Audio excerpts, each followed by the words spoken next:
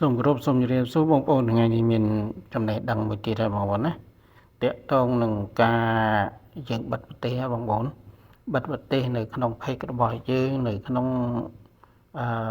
Facebook របស់យើងឧទាហរណ៍ថាយើងមិនចង់ឲ្យប្រទេសណាមួយឃើញវីដេអូរបស់យើងដែលយើងផុសទៅនឹងទេណាឧទាហរណ៍ថាយើងចង់បិទប្រទេសឥណ្ឌាប្រទេសថៃប្រទេសវៀតណាមឬក៏ប្រទេសណាផ្សេងៗតាមចិត្តបងប្អូនចង់បិទកុំឲ្យប្រទេសណាមួយឃើញគឺមានវិធីនេះមួយមានប្រទេសឥឡូវបងប្អូនមុននឹងទស្សនាវីដេអូនេះបងប្អូនសូមជួយចុច Subscribe និង Follow ឬក៏ចុចសញ្ញាកណ្ដឹងដើម្បីទទួលបានវីដេអូថ្មីៗទៀតបងប្អូនណាហើយចូលមកដល់ Facebook app យើងមក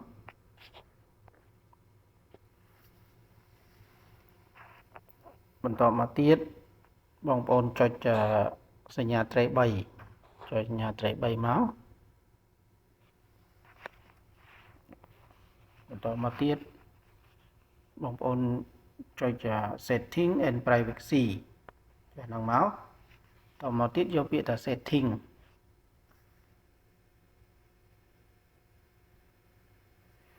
តមកទៀតបងប្អូន scroll វា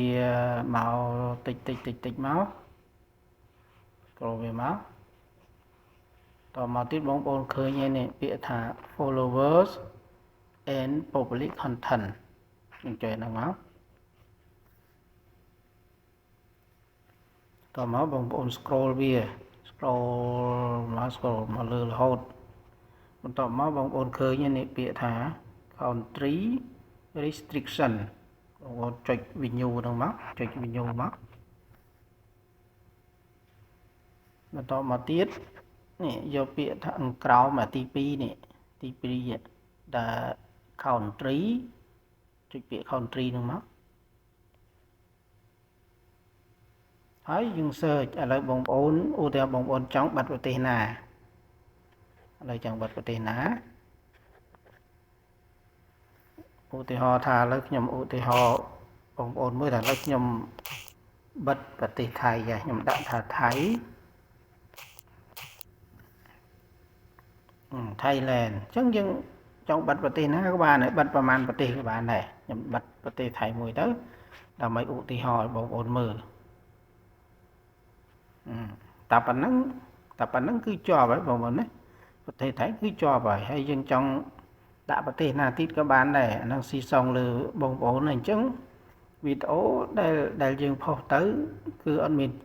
ប្រទេសថៃមួយគឺមើលអត់ឃើញទេដោយសារយើងបិទប្រទេសបាត់ហើយយើង restrict ពីប្រទេសថៃនេះដល់ពេលយើងបើកមកឃើញ country ប្រទេសថៃអញ្ចឹងមានន័យថាយើង restrict ប្រទេសហ្នឹងហើយអញ្ចឹងវីដេអូដែល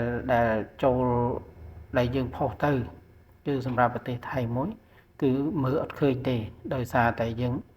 ងបិទនៅប្រទេសអស់ហើយហ្នឹងយើងបិទប្រទេសហើយអញ្ចឹងវីដេអូហ្នឹងគឺមានតែប៉ុណ្្នឹងទេបងប្អូនណាហើយកុំភ្លេចជួយ Subscribe និងចុចសញ្ញាកណ្ដឹងឲ្យខ្ញុំបាទមួយផងដើម្បីទទួលបាននៅវីដេអូថ្មីទៀតសូមអរគុណនិងសូមជម្រាបលា